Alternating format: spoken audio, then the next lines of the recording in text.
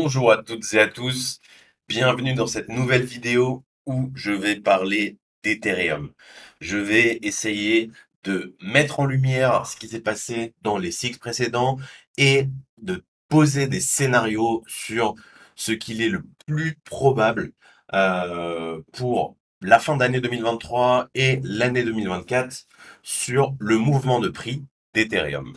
Alors, si vous aimez ce que vous voyez, n'oubliez pas de liker cette vidéo en appuyant sur le pouce bleu juste en dessous. N'hésitez pas à partager cette vidéo avec vos amis et votre famille. Cela nous aide énormément. Et si vous ne voulez pas manquer nos prochaines vidéos, assurez-vous de vous abonner à notre chaîne en cliquant sur le bouton s'abonner et en activant les notifications. Comme Bitcoin, dans la vidéo que je vous ai faite, il est possible de déterminer avec certaines probabilités plusieurs scénarios. Pour rappel, mon scénario numéro 1 sur Bitcoin, c'était un rebond et en fait une fin d'année sous forme de range. Alors vous doutez bien que la corrélation qui existe entre le Bitcoin et Ethereum ne laisse pas trop de marge de manœuvre à celui-ci. Donc pour rappel, je pense que pour mon scénario Ethereum, ce qui risque de se passer, c'est un range potentiellement comme ça avant de breakout pour le prochain cycle. C'est bien sûr à titre indicatif, hein, je devine pas le futur à plusieurs années et surtout pas les mouvements de prix. Hein. Mais je pense que voilà, ce que je veux mettre en lumière aujourd'hui, c'est le price action entre maintenant et la fin d'année.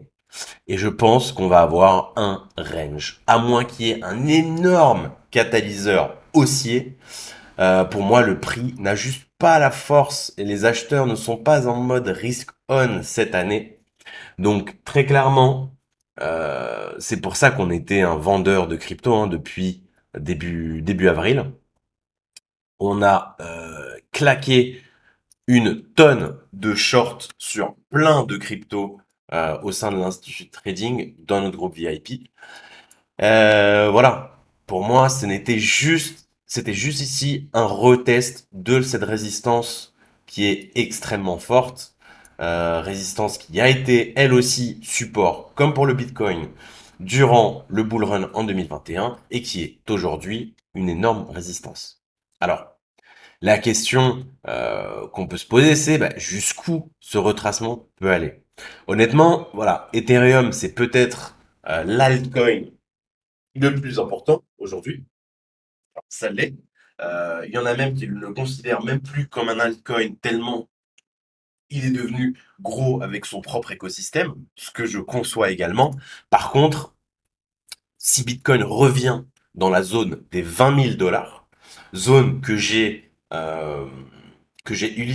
illustré pardon, pendant mon analyse du BTC. Je vous le rappelle, je vous remets un peu ici le scénario. Mon scénario 1 ici en rouge. Voilà, si on va revoir la borne basse de ce range aux alentours des 20 000, ça laisse peu de place à Ethereum.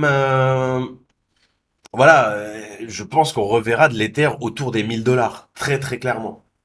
Donc attention, sachant que ETH BTC c'est baissier, euh, je resterai assez prudent. Voilà, enfin prudence extrême sur les alts. Je trouve que c'est vraiment pas du tout le moment de jouer les alts.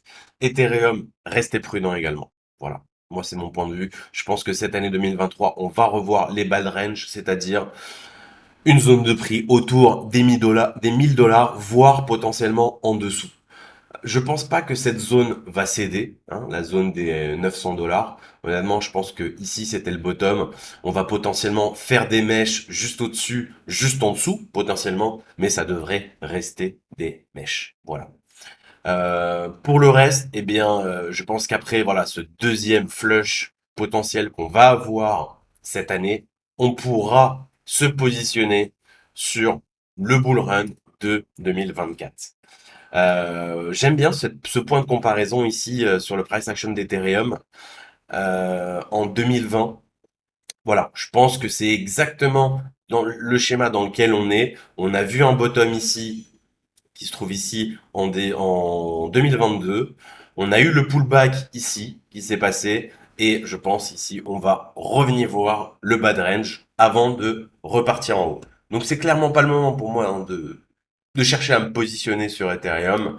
Je préfère attendre des prix, voilà, au minimum, honnêtement, dans cette partie-là. Voilà, je vais vous la mettre en vert. Ici, voilà, attendre cette zone-là. Bon, potentiellement, voilà, dans la zone violette ici, si vous êtes un peu plus agressif. Mais en tout cas, cette zone va être extrêmement importante pour reload des Ethers en achat, bien sûr, long terme, hein, pas de trading avec levier, pour le prochain cycle. Voilà. J'espère que je vous ai donné un peu d'informations, un peu de valeur, et je vous dis à très bientôt. Au revoir. Si vous souhaitez recevoir encore plus de contenu gratuitement et être connecté à notre communauté, rejoignez notre groupe Telegram. Vous y trouverez des exclusivités, des analyses de marché et bien plus encore.